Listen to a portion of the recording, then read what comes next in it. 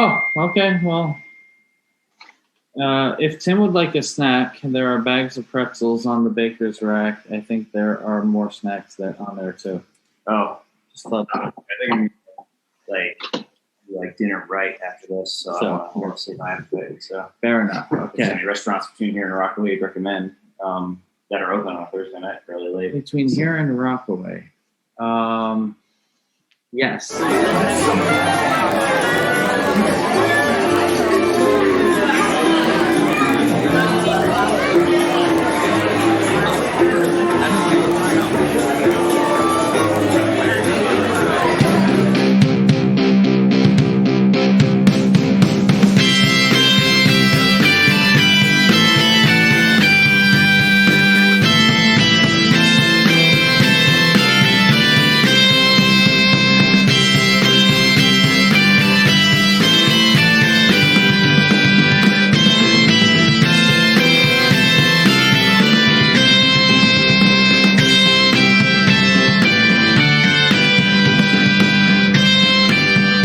Todd. Party on, Sal. Rock on. Rock on. Rock on. Well, welcome back, Podcasters, to another episode of the Party on Johncast, the most excellent and righteous podcast on the subjects of anything from music to theology to what we're drinking to whatever we can think about. So I'm the Reverend Sal Samarco, ordained minister of Word and Sacrament in the Presbyterian Church USA, in the validated ministry of hospice chaplaincy. Validate me, please. Yeah. Always need it. Always need it. So I guess that's on me, isn't it? It's up to you, unless you want to introduce Grogu. That's true. That's true. For those of you who are watching, you can already see what's going on here. For those of you who aren't, I have Grogu, who is otherwise known as Baby Yoda, sitting on my shoulder, and I'm wearing a Grogu hat because I came from where? Walt Disney World, and I got myself a pair of Grogu ears and a Grogu. So here's the Grogu. Rock on. As for who I am Reverend Todd Laddick, the Rockin' Reverend. Not because I rock, but because I love to rock, if that makes any sense. And also, I'm an ordained elder in the United Methodist Church of Greater New Jersey, serving a church in Newton, New Jersey, sometimes remotely slightly higher than Sal on ground I am. Occasionally. You practiced that. He did. Damn you, Calvin. Anyway. So actually we do... Go ahead. Sorry. Nope. You pretty much know Todd and I by now, and Grogu. But we do actually have a guest with us tonight. So, Todd, do you want to introduce our guest since he's a friend of yours? Yes. The guest we have with us tonight is somebody who happens to listen to us. God bless him. But his name is Tim Booth, and Tim and I are good friends, and I'll let him explain. Hey, guys. I'm happy to be here. My name is Tim Booth. I met Todd on a retreat that we used to help run together called the Search for Christian Maturity. It was originally a United Methodist-based retreat in New Jersey that has kind of developed and morphed over the years into something slightly different. It's a little bit more Pennsylvania-based now, but still with the United Methodist heart, but really the heart of Jesus. We both just served on that as volunteers because we loved working with the kids and spreading the word, and I think it filled us both spiritually as well. However, I'm the non-pastor in this equation, and I'm an energy consultant and sales manager with Shipley Energy in a town called York, Pennsylvania, which is technically the first capital of the United States for about 10 minutes way back in probably the 1780s. I live in Lancaster County, which is probably best known for the Amish. And I continue to be involved in search. Todd is moving on to focus on his church, but it's been a really I've been involved for a very long time, and Todd's kids have gone, and it's I hope someday send my kids. It's been one of the true joys of my life, and then of course meeting cool people like Todd and getting to guest on here with you guys. Yeah. Yeah. So Tim's great. One thing that is for sure, Tim rocks on guitar, and he just rocks in general. Tim, you just rock. So you are the rockin' Tim, and I'm the rockin' Todd, and you're the rockin' Sal, and this show just is the Party on Johncast, which rocks. That's all right. I'm not going to be like your guest from last year and play songs because I'm not quite there. I do, rock some Big Daddy Weave or some Chris Tomlin or whatever. Yeah. So totally does. He gets us. In fact, he outdoes them. That's what he does. He outdoes them. Yep. Anyway, actually, go ahead. I actually saw Big Daddy Weave. That was one of Allison's and I's early dates. We went together to see Big Daddy Weave and Jason Gray. I remember that, actually. Oh, very nice. How long ago was that? Yep. Geez, that had to be 4 or 5 years ago. Oh, that's about 5 years ago. Jason Gray was just kind of starting it up. Big Daddy Weave has some songs that really speak to me. And I'm not trying to overshadow the song segment, but The Only Name has been a huge song for Search, and some of the slower songs like My Story, and I know that's maybe about a year or two old, and just absolutely beautiful song. I love that guy's voice. I love the way they play together as a church. I'm sorry, as a worship band. And just, yeah, I that's definitely I don't have many bands that I like want to see because the value of live music at my age is not what it used to be, but like that's definitely one. Yeah. Mm-hmm. Awesome. So I'm switching us to gallery view because I realize that people are watching. That might be easier for them to see, especially Grogu, who does not like to be out of the limelight. It's his show, though he doesn't say a word. Whatever view you have is the people who are watching him. Yeah, that's funny. Typically, yep. Yep. So this is the way. So this is the way. That's right. So this brings us to our Brews segment. Hey guys, how do you know that God likes beer? How, Sal? He had possibly Paul, we don't know, write about it in the book of Hebrews, chapter 11, verse 1. But every time. Ain't going away. You love that's right. That's right. Every time. Predestined. You are forced. If you listen to the show, you hear it. Okay. Yeah, I have to. I can't. So who wants to go first? Because we are actually talking about brews today, I think. We are.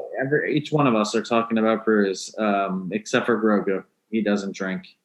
He drinks tea. Yeah, he doesn't drink frogs. Brew.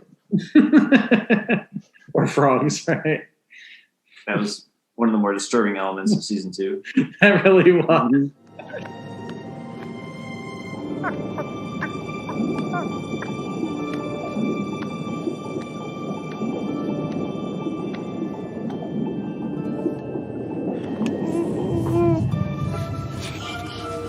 No. That is not food. Nap time.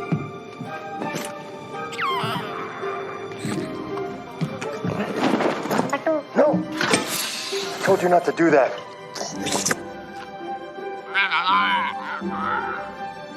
How many did you eat?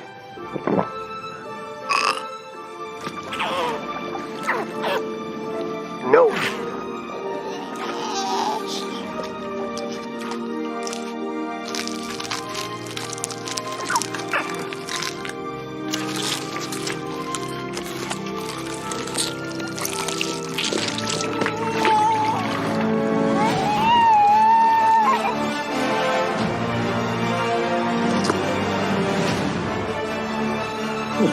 You gotta love him. Good guy. Good little guy. Between him and Groot, I don't know.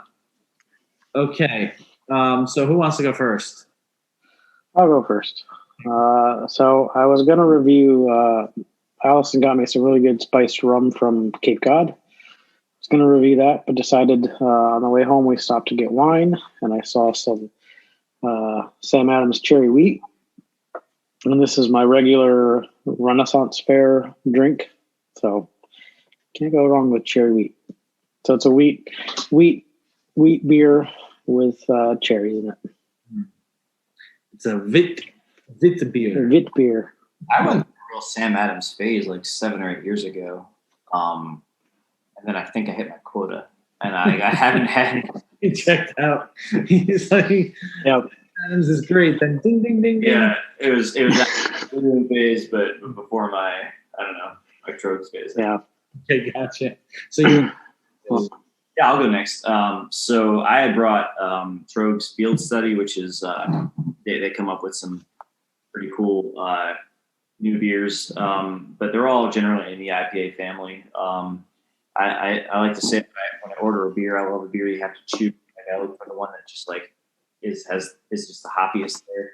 But because I don't want to feel awful tomorrow, I'm chasing it with a Corona, which I have come to ironically really enjoy during the pandemic. Yeah, Coronas are kicking. Well, awesome. I mean, yeah, I've been really digging the Yingling lately. Oh, Yingling. Yeah, you can't. Yep. That's America's oldest brewery, right? Supposedly. Oldest brewery and still technically a craft brew. And Yingling and Troegs, Pennsylvania properties. Yes, both are. Pennsylvania guys. Yep. Yep. Pennsylvania represent. Mm-hmm. Okay, well, Sal, you're gonna love my choice, Richard. So I went, because I know you're a Calvinist, I went with your favorite brand of Calvinists. They're the Big C Calvinists, of course. Little C. No. They're the little R Reformed, not the. Okay, if you want to trigger Sal, this is how you do it. All right. Big. They're what you call the Theo Bros. They're cage stage. They're not really reformed. Yes. You can't be reformed in your eschatology and nothing else. You have to be reformed in everything. Anyway, go ahead. You're gonna go on a tangent. That may actually get us more viewers. That may not be a bad idea.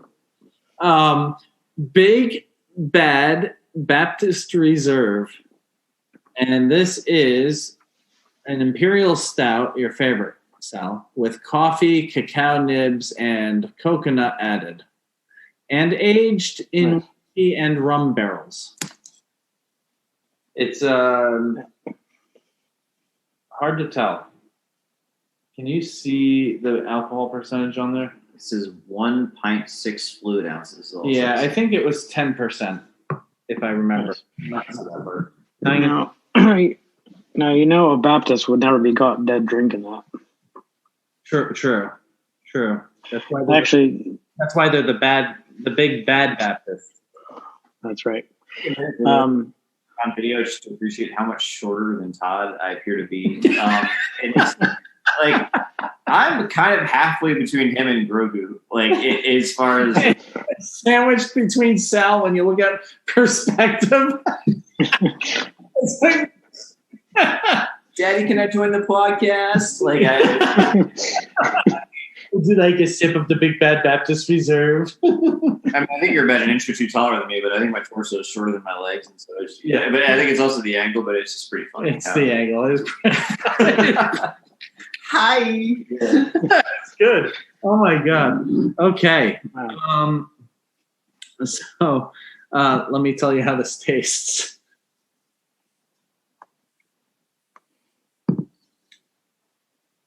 Ooh. I did it again.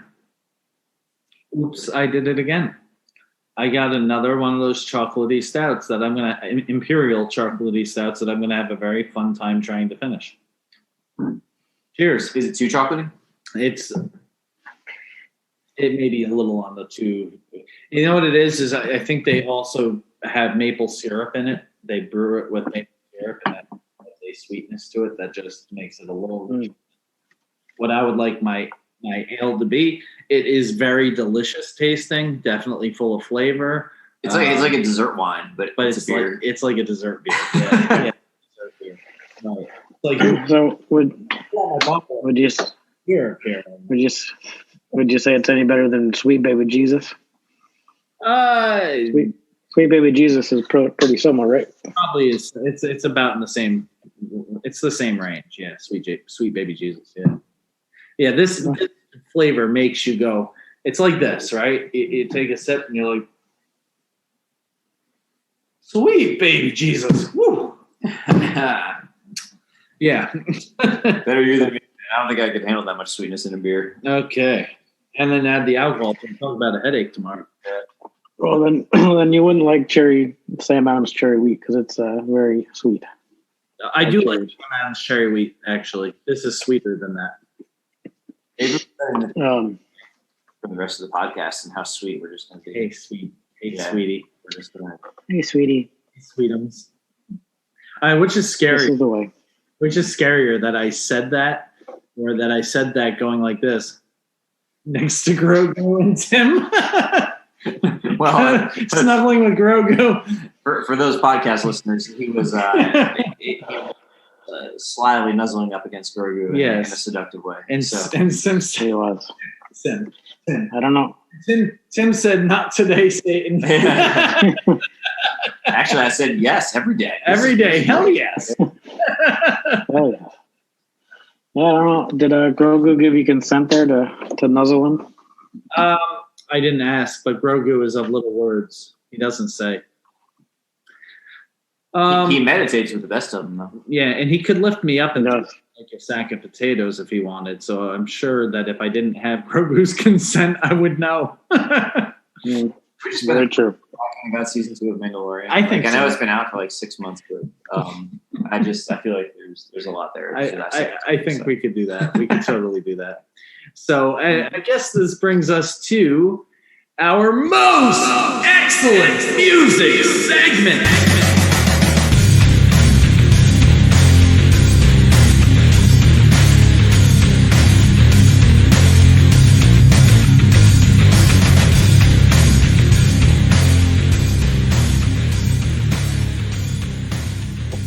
This edition.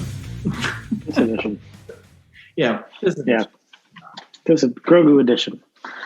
There we go. Okay. Who wants to go first? You want me to go first since you... Yeah, I'll go first. I have been listening to... there's a independent band named Danger Scene. They kind of remind me a little bit of 21 Pilots. They kind of remind me of like new wave, 80s new wave. For some reason, I liked one of their songs on Spotify, and it just popped up the other day, and so I was like, oh yeah. So they have a song. It's on an EP called Features. It's called Idle Eyes. I would read you the lyrics, but they're nowhere on the internet. Like, I think they're such a small independent band that their lyrics are not online. So, but Idle Eyes is like this really. We've talked about this, Todd, the new wave bands that are like sounds really upbeat and poppy and happy, but when you actually listen to the lyrics, it's like, oh no, there's a message here. Right. Yeah. So Idle Eyes is basically about how we idolize musicians specifically, or celebrities.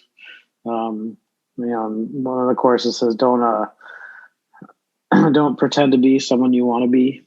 And it talks about musicians or celebrities in general, being people who put on personas to cover their battle scars, is one of the lines in the song. And I'm like, yeah, that's pretty accurate of celebrity culture, put on a persona to cover your battle scars. But then theologically, it kind of explains a lot of people. Like, we as Christians shouldn't put on a persona to cover our battle scars, because in all intents and purposes, those battle scars and those sins are covered by the grace of Jesus. But like we talked about last month, Todd, talking about Nirvana's "Come as You Are." We often tell folks to come as they are, scars and all. But when we get to church, people put on a persona because they don't want to. They're fine looking at your scars, but not their own. Yeah. So, sure. But, yep. But I'll send it to you, Todd, and it'll be in the notes. And it's one of those very good, like, it's got a kind of like a synth vibe, very peppy, kind of Oriental sounding, Asian sounding intro. But yeah. So the song is called "Idolize," but the band is called. The band is called Danger Scene. Okay. It's "Idolize," literally like idol, I-Z-E. Idol, IDOL, eyes, IEYES. So like eyes, your eyes. You said idol, like you explained it as idolizing, and I'm like. Well, I think it's a play on words, like idolize, but idol eyes. Interesting. Cool. Very nice. Well, thank you. Mm-hmm. So there we are. What's their name again? So the band is called Danger Scene. Danger Scene. Okay. Mm-hmm. Danger Scene. It just fits with the Navy's track. I just found it. I found it in my plebeian iTunes world here, since you're on Spotify. Oh yeah, hanging out with all the 19-year-olds. Yes. Oh, did you see? Well, I liked it on Spotify, and then quickly, because I don't pay for Spotify, I went over to Apple Music, which I do pay for, and there it is. Okay, all right. Welcome. Added it to my Apple Music. Yeah, I pay for Apple Music too. The majority of the world does. Well, I don't know if the majority of the world does or does not pay for Apple Music. Certainly, plenty do, but I don't know how many do versus how many don't. And so I went with Spotify because you can listen to the whole song for free. So we put the playlist together on Spotify, though you can convert it over to Apple Music, which I prefer. Oh, that's awesome. Yeah, I think the last statistic I read is that Spotify to Apple is about 3-1. So for every 3 Spotify listeners, you'll have 1 Apple listener. That's about right. And I am in the Apple family. I'm in the Apple family too, for sure. Spotify is not my gig, but I'm happy to anybody who listens. By the way, this is a brief intermission to say that we do have a shameless plug here. We now have a Party on Johncast playlist, which is on Spotify. If you type "most excellent music playlist," it should come up. If you type up Party on Johncast, that will hopefully pull it up as well. Either way, most excellent music playlist. Shameless plug. Listen, this will be updated every month. So the music that we're reviewing now is going to get put in there for this coming month, and we'll just keep adding to it. So check it out. That's all I needed. I mean, I'm losing the 1 and I'm joining the 3. There we go. I'm jumping over to Spotify. Well, yeah, and you can. There is an app out there. I'll share it with you, Tim. There's an app out there that you can actually. It'll convert your Spotify playlist to a Apple Music playlist. I appreciate not having that. I'm happy. So share that with me too. Because I made some playlists, including our wedding playlist on Spotify, and then switched over to Apple Music, and so because I'd rather it's all there. I like to skip through songs, and because I have the freebie Spotify account, after 5 songs doesn't let you skip after 5 songs. Yeah. Which is a pain in the butt. Spotify. It's not cool. All right, so back on track. Tim, why don't you go next? Sure. So although I claim to be a Pennsylvania guy, there's only 2 ways you know that I'm a Jersey guy, which is number 1, that I love the Jersey Beach. And number 2, I love Bruce Springsteen. So the song that's been on my mind is Blood Brothers, which I think has some of the best lyrics of any Bruce Springsteen song. I would say if someone were to ask me what my favorite Bruce song is, I would say my fast song would be Bobby Jean, although it's more mid-tempo, and my slow song is Blood Brothers. But this is from his 1994 Greatest Hits, and it's about the process of growing up and giving up your childhood dreams. And it's pretty brutal in its execution of it. So I'm not going to go through all of them, but some of the lyrics are, now there's so much that time and memory fade away. We got our own roads to ride and chances we got to take. We stood side by side, each one fighting for the other. We said until we died, we'd always be blood brothers. So it talks about the journey of beginning. That's the chorus. And it talks about the journey of beginning to become adults, but sort of what happens to that blood brother bond. And it says, now the hardness of this world slowly grinds your dreams away, making a fool's joke of the promises we make. And what once seemed black and white turns to so many shades of gray. We lose ourselves in work to do and bills to pay. And it's a ride, and there ain't much cover with no one running by your side, my blood brother. And so that sort of talks about where the dreams and the bonds of childhood begin to break apart. And if each of you think about your own childhood and maybe the people who are the most important to you, maybe you haven't talked to them in 10 years, you know? So in the third verse, there's a bridge that I'll skip, but the third verse is, I accidentally brought up the live version. I meant to bring up the pure original version, but the third verse I think is just absolutely devastating. On through the houses of the dead, past those fallen in their tracks, always moving ahead and never looking back. Now I don't know how I feel. I don't know how I feel tonight. If I've fallen beneath the wheel, if I've lost or I've gained sight. I don't even know why I made this call, or if any of this matters anymore after all. But the stars are burning bright like some mystery uncovered, and I'll keep moving through the dark with you in my heart, my blood brother. So I like the metaphor of like the idea that somebody like picks up the phone and actually calls somebody that they haven't talked to in 20 years, but they're so disconnected by that point, and they've moved on with life in so many ways they don't even know what to talk about.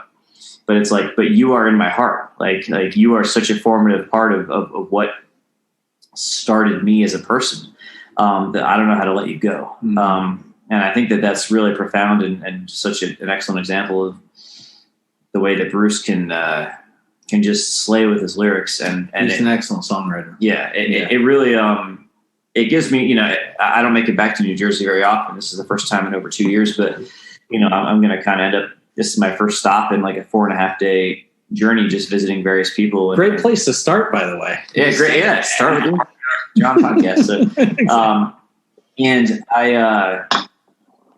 you know, here I am revisiting a relationship that's still relatively active. I met Todd in 2015, but like I'm going to see a friend on Sunday I haven't seen since 2006. And what is the value? What do you talk about with a friend you haven't seen in 15 years? And what do you still have in common? And, you know, this is a friend who's very vocal about the impact that I had on him when we were in high school, but does that even matter anymore? Can you still maintain a current friendship anymore based on that? And if you can't, does it minimize at all what the value of it was at the time? So, so big fan of Bruce, and it's a bit of an obscure song, the Blood Brothers by Bruce Springsteen. Check it out if you're looking for a great song. Yeah. Everybody knows that I'm the way you know that I'm a fan, I'm from Bon Jovi, among one of many ways, is my love of Bon Jovi. And you meant from New Jersey? Because you definitely said from Bon Jovi. Yeah, I meant from. I don't know. There's something about this big bad Baptist reserve. To be fair, he did name one of his albums New Jersey, so they're pretty interchangeable. So. They are interchangeable. Yeah, Bon Jovi and New Jersey are interchangeable. I think Bruce and New Jersey are pretty interchangeable. Yep. And though both Bruce and Bon Jovi fans would disagree at points, I think actually the two are pretty interchangeable as well for being both from New Jersey. Yeah. Bruce is a phenomenal songwriter. His latest album actually has gotten tons of accolades, and he even put out a film about it. There was like a making of for Letter to You. Yeah, Letter to You. Yeah. That's a That's a pretty strong album as well. I mean, Yeah. what's funny is what I just read off of was from his greatest hits. Yeah, that's The only greatest hits he ever put out, and it's 27 years ago, Yeah. and he has consistently put out music. and that's his ever since. that's his obscure Yeah. greatest his obscure greatest hit. Yeah, and he No, he's not a legend. he continues to just put out more and more and more. And he's 70. He'll be 72 this year. Yeah. So Yeah, he's older than John. I know that. he's not touring this year, but he's going to be back next year, and I'm looking forward to bringing my older son. I don't think my younger son is going to enjoy it all that much, but I think my older son's going to get a lot out of it. I'd love to give him that Bruce experience. Yeah. I don't know if it's the same being a 72 or 73-year-old man running around the stage as it was in the more classic times, but I'm looking forward to it. By the way, major shout out to the Canfields of DD Canfield, which we had on the show, who also brought up, Bruce, because they're from New Jersey, Hackettstown to be exact. Wait, is this not Bruce's debut on this? This is not Bruce's debut.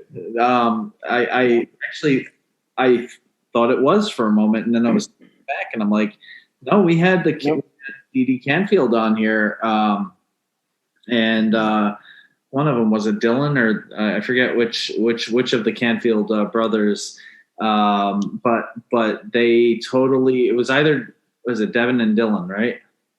Mhm. One of the two, both are Bruce fans, but one was more of a Bruce fan than the other. One liked it because it was a part of his growing up, but it wouldn't listen to it per se. The other loved Bruce Springsteen and went to Bruce Springsteen concerts.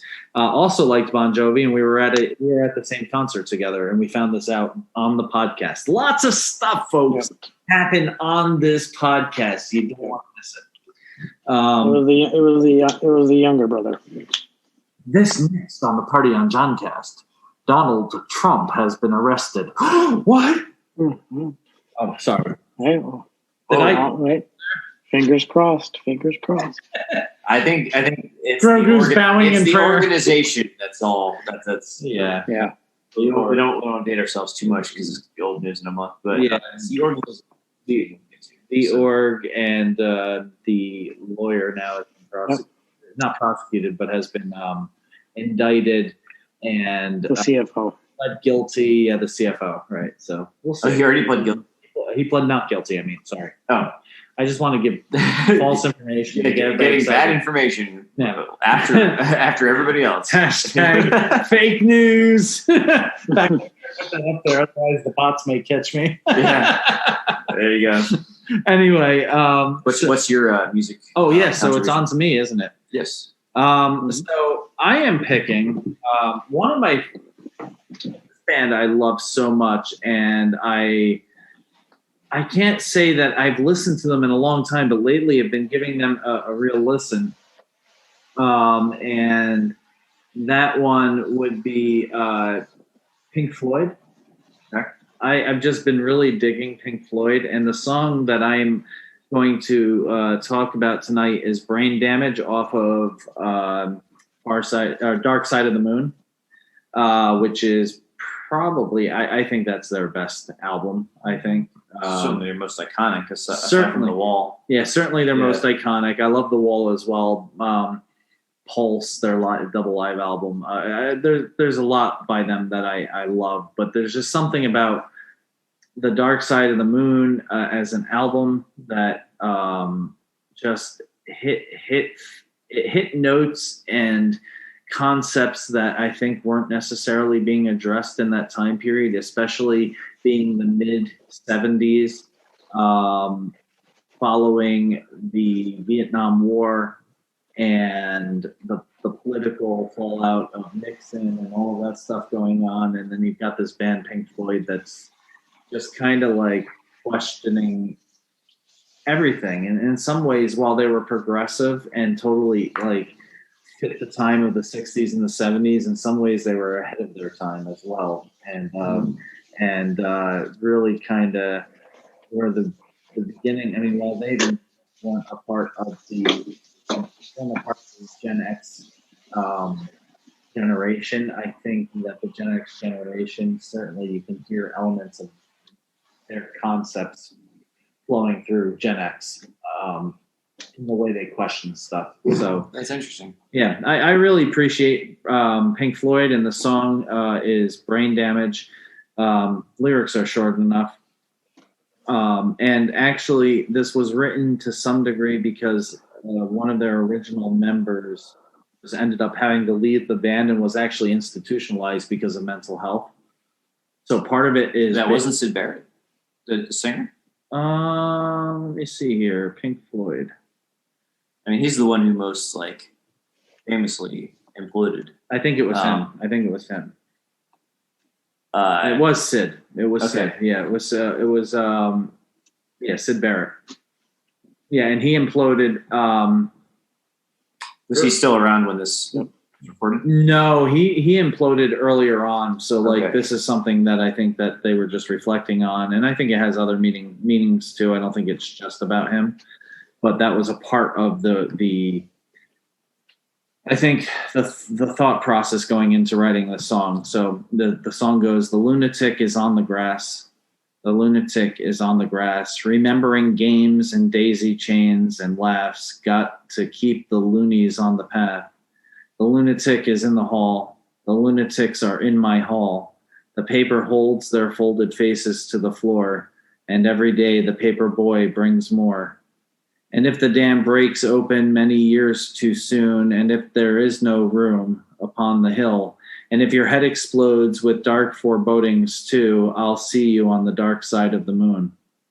The lunatic is in my head. The lunatic is in my head. You raise the blade, you make the change, you rearrange me till I'm sane. You rearrange me till I'm sane. You lock the door and throw away the key. There's someone in my head, but it's not me.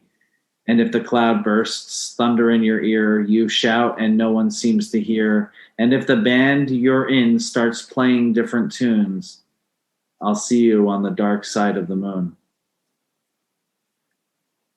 And I think that song, in so many ways, encapsulates the last year or so. It's just like the last year, and I just can't help but hear that song and just be lost in the music and in the lyrics and just relate. I mean, I just relate with it. The lunatic is over there. The lunatic is over here. The lunatic is in here. It's crazy, but that encapsulates this last year for me. So that's my song, Dark Side of the Moon. Brain Damage on Dark Side of the Moon by Pink Floyd. Yeah, I mean, I think it speaks to mental health struggles, which really, for me, never started until the pandemic. Mm-hmm.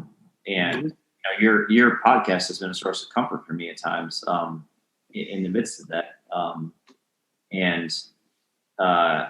By the way, as I'm looking it up, it appears that Eminem also has a song called Brain Damage. So that doesn't surprise me. he's trying to steal that spot. Yeah. But I think more people are familiar with mental health struggles now than they were a year ago. And, 600,000 people dead in America notwithstanding, that might be one of the blessings of the pandemic is we're all a little more empathetic to that. Yeah, I agree. And it brings me, it affirms what we do, I think, Sal, to hear that somebody like Tim is listening to us, what we share and finding comfort in that, in what they're going through. And I think that's what it's all about. I think each and every one of us have our own experiences, and the existential angst, if I can go into my existentialist philosophical background, our existential angst is that we can't understand each other's experiences and relate fully with each other because we're locked in our own subjective reality. But at the same time, we do, and that's the miracle. We do. That's the miracle. That's where I saw God. That's where Kierkegaard saw God.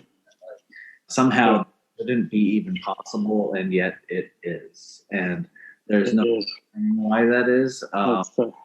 But God, for me. That weird thing called, that's that weird thing called empathy that I think is for strictly carbon-based life forms with existential minds, how do we relate to each other? It's empathy, and you could say that comes from God. Yeah, in a way. Yep. So that's a great place for us to get back into, get into our main topic. Actually, not back into it because we haven't started yet. But next Saturday night, we're sending you back to the future. We're going to talk about the church and what church looks like post-pandemic. I mean, like, for so long, we were used to, those of us who grew up in church or around church culture, like, Sunday mornings, you were cut out to go to church and nothing interfered with that. And, and you went to church Sunday morning, probably youth group Sunday evening. And if you didn't have youth group Sunday evening, then more than likely it was on a Friday evening or some other time. And it was just a part of who we are as a culture. And I think long before the pandemic, that has been in decline. I mean, I don't think any one of us here hasn't experienced the decline of the church in some way or the other. Isn't that right, Grogu? Exactly. He says yes. And he said on his planet, there is no such religion. It's just the way. It's the way. Just the way. Convenient. This is the way. Culture. Yeah. Convenient. Convenient. Exactly. So,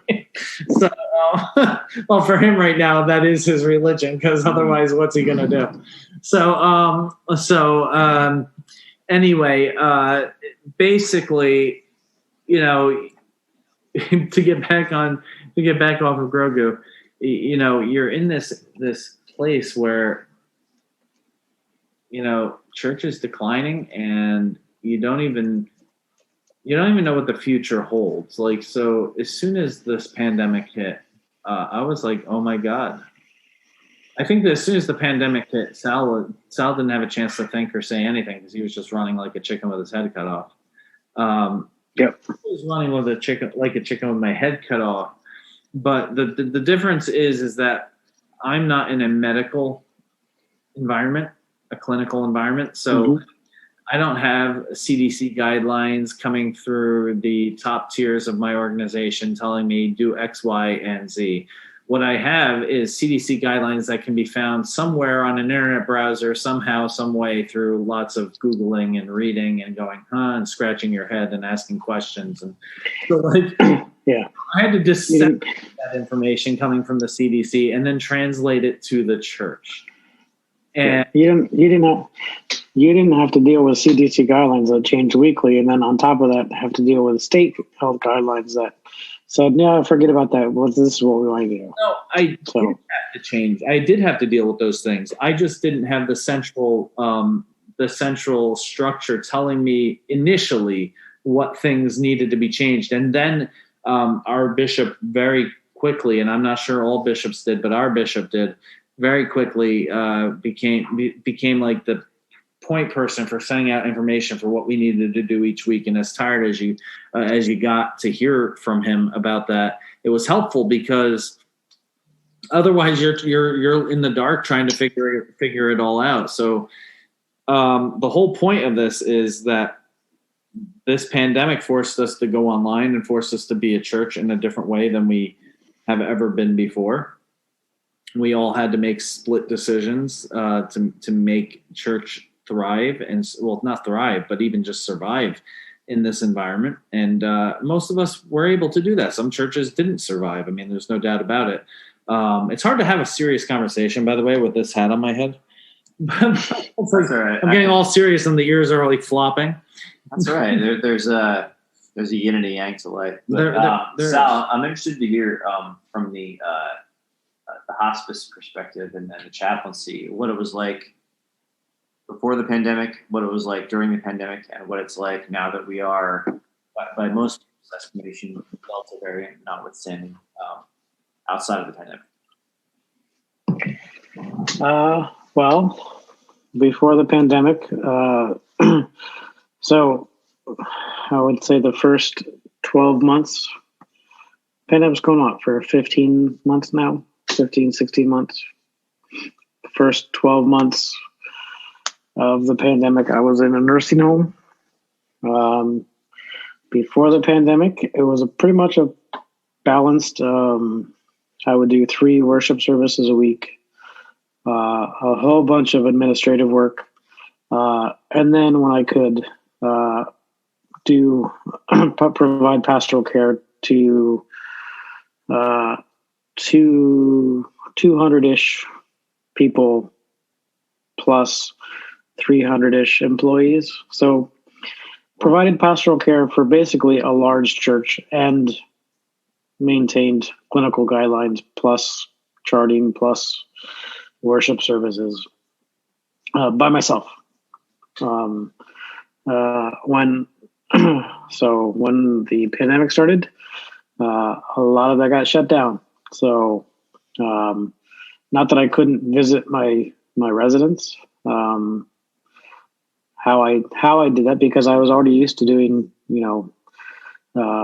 precautions in terms of isolation precautions, because, you'd have residents come into the rehab who have X, Y, or Z and, have to be on isolation precautions. Working in healthcare for the last 8 years, no big thing. I throw on a gown and gloves and a mask and do my pastoral care. The pandemic changed it in that a mask and gloves was every single visit, every single encounter. I couldn't walk around the building without a mask on. I couldn't walk around the building without goggles on. Having done that work, that's draining. I know it's tough when every now and again you come to a room where you have to put on like PPE. And it's like, and you do it, and you're happy to be there with the person, but it just feels weird. It's impersonal, and then it's so clinical, and it's also work. It takes time to put that stuff on and take it off. So I know how that feels to do that once in a while on a visit. But you're right. During the pandemic, it was every visit. Yep. And so for the first 6 months, I just canceled all of my spiritual activities. I would still visit if there was a need. No communion, no in-person worship, very limited in-person one-on-one, very limited in-person pastoral contact unless it was a one-on-one requested visit. And then the majority of my attention turned towards the employees. After about 6 months, I realized, okay, I can't just let my people find their own worship services. I started, like Todd, on top of everything I was doing, taking a couple hours a week to record and edit worship services. Instead of doing 3 a week, I was just doing the one once a week, but that's still five or so hours a week that I was filming and editing content. And how long was that? How long was what? How long was that content typically? Just so people get an understanding. So 5 or 6 hours for a 30-minute chapel service. So because did you have like 30 or 40 nursing home residents at a time in corporate worship? Corporate worship typically was 25 to 40 residents.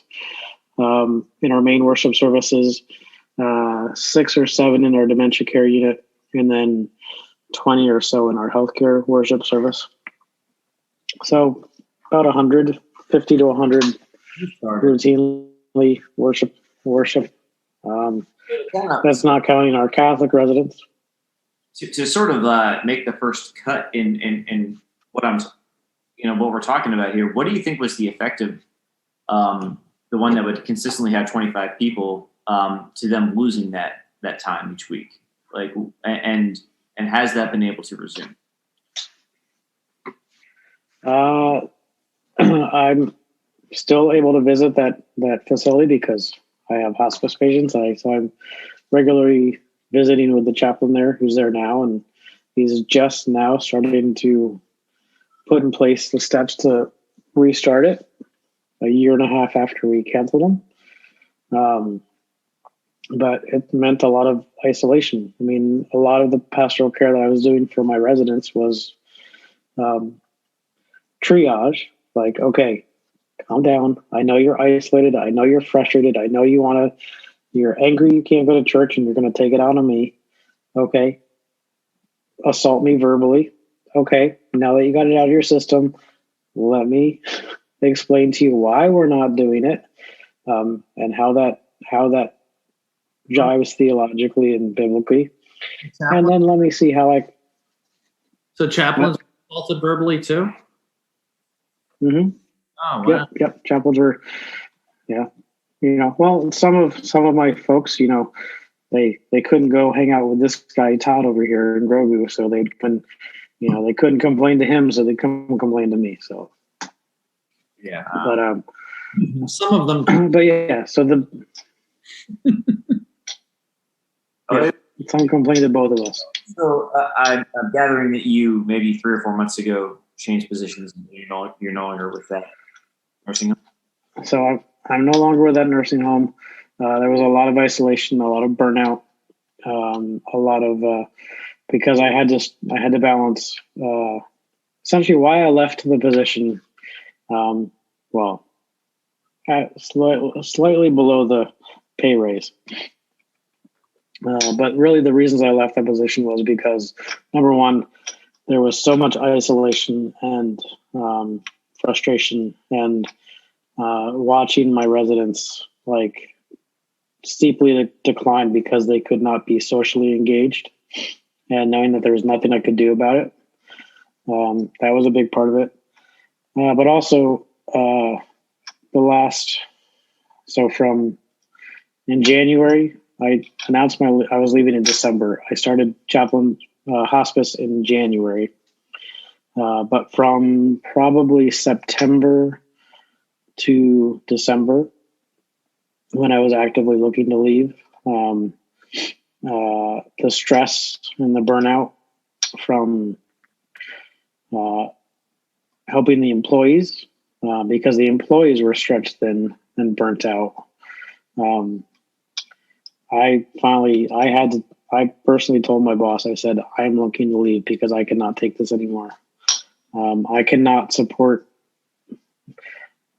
All of my time is being diverted to caring for the staff because I have no time to do my job and care for my residents because COVID is beating the ever living crap out of our employees.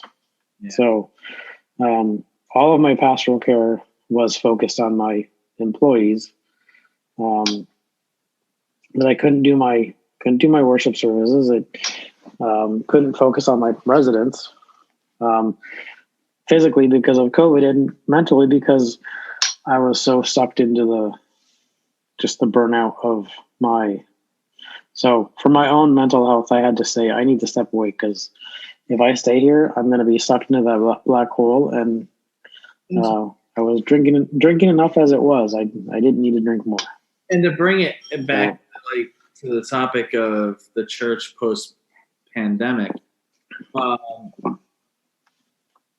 wouldn't you say that also in your particular experience as a chaplain, for the most of that time, the majority of that time you spent as a chaplain as a director of mission and pastoral care at Bristol Glen, wouldn't you say that in that role, there were also many people there who just weren't able to connect with the technology?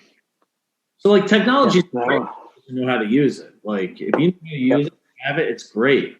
But in your situation, how many were, FaceTime ready? Good point. Yep. I think, FaceTime and Zoom became good part of our how we did do pastoral care and streaming church, but it had to be facilitated by staff members. I think I maybe had 5 independent residents who were tech savvy enough to actually find Todd's service online and bring it up on their computer and full well. So those are the people that would have been capable if they knew what they were doing. There are also people in a retirement community like that especially a continuing care retirement community, there are people there who, even though they may at one time have had, let's say we're 50 years from now and we're dealing with elderly millennials, like they know how to use the technology, but some of them may not have the capability of using the technology because of their motor functions and their memory and those sorts of things. So like assuming that just because, millennials are growing old, they're going to know what they're doing is the answer to the problem, not necessarily, depending on what's going on with them individually. Right. And even if they are tech savvy, technology that they grew up with and are used to is not technology that, technology is changing every couple of years. So even if they are able to be somewhat tech savvy, the technology that we have to stream church now is not going to be the same as the technology we have in 5 years. Amen. Think about it. Think about it. The technology of the boomers, record players, records. Granted, records haven't gone far, but records, phones. You think of all the things that, like typewriter, all of the CDs people used to use back then that like today are like, what? Like, what do you do with it? Like, like, do you tie this around, like presents as ribbon? Like, what is this stuff? Yeah, I mean, cassettes and CDs and So I mean, and the technology of the future, right? And that's another thing, and this applies for you, Todd, and the churches as well. Is that I know I'm doing pulpit supply or filling a pulpit this weekend for a church that I think they said they invested like $6,000 just to be able to live stream their services. Mm-hmm. And, not every church can afford that. Not every CCRC can afford to have technology to stream internet video to the entire building. Right. I was lucky because I was able to jury rig the technology we had to do it. But then again, the church that just spent $6,000 on technology for 2020, in 2025, that technology is going to need to be replaced because that's how technology proceeds. I mean, it's just because you're up on the current technology doesn't mean you're set for the future technology. Right. So we've established that one, the church really had to adjust in order to make the pandemic work. Two, not everybody is going to benefit from the technology. Just because you had technology when you were growing up doesn't mean that's the same technology you're using when you're older. From not everyone can benefit from a knowledge and a skill standpoint, but also from an economic standpoint. Right. Yeah. Financial. Yeah.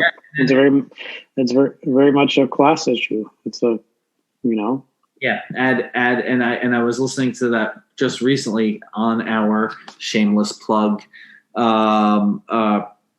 most excellent music playlist. I was listening to Propaganda, which you suggested, Sal, Crooked, about how the system is, and it's like he hits it on every level how crooked. And that, we can have technology to pinpoint where somebody is on the map in any given location in the world.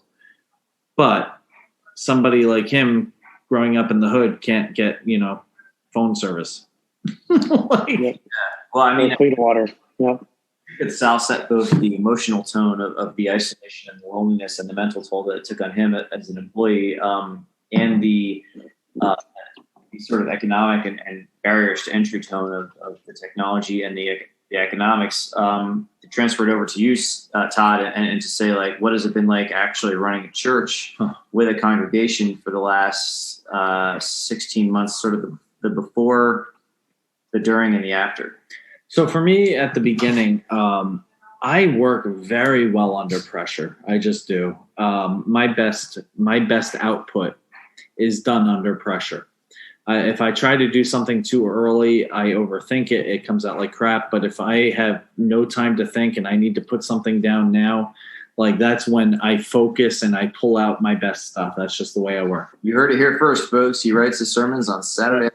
That's right.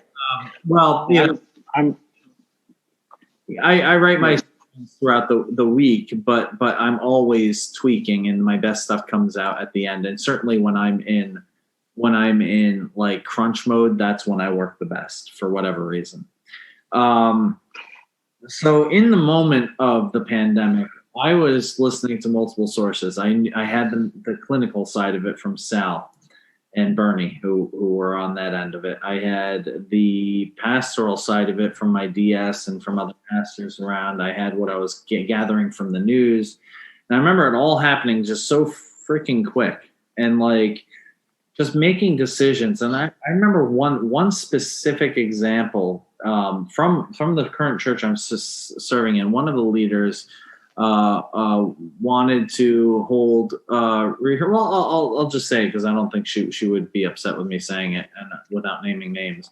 We hold at our church, we have a wonderful music program, a lot of talented people there, and we hold a unity choir 3 times a year. We wanted to hold, we had held our January one, which was Handel's Messiah, and we wanted to hold the one on Palm Sunday that we do every year. And obviously, if we got to the fall, that one as well. And when we were making the decision to shut down, I got asked by the people involved, like, does that mean that we can't practice in the building? And I said, yeah, that's what that means. We're closing the building down. Everything must be done remotely. We can't have a ton of people here singing and spreading their germs and possibly, spreading the virus. And she respected that. The person I talked to respected that and understood it, and that was that. But I got an email a couple days later from the same person saying, I'm so glad that you stuck to your guns. And she sent me a link to a page.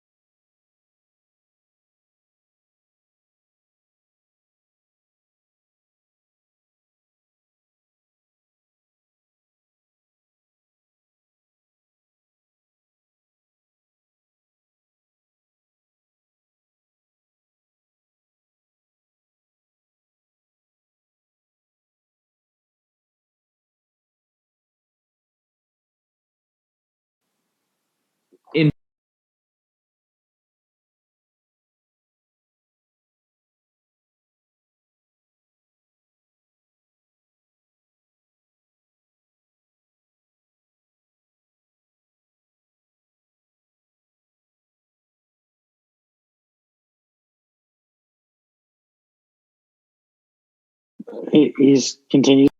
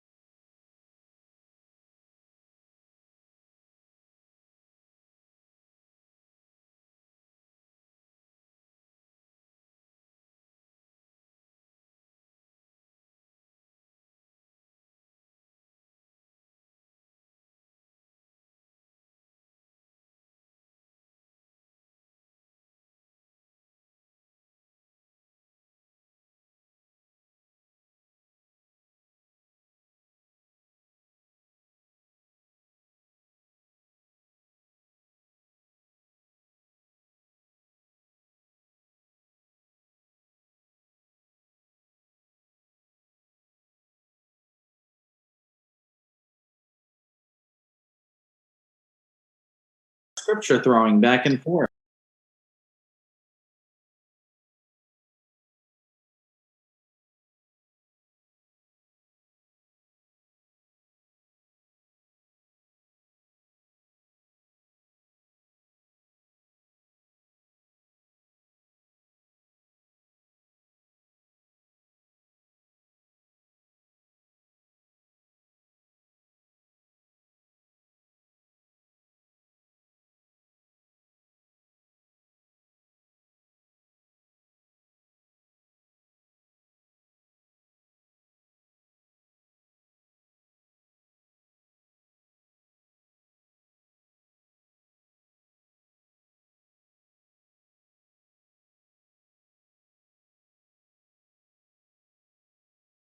It's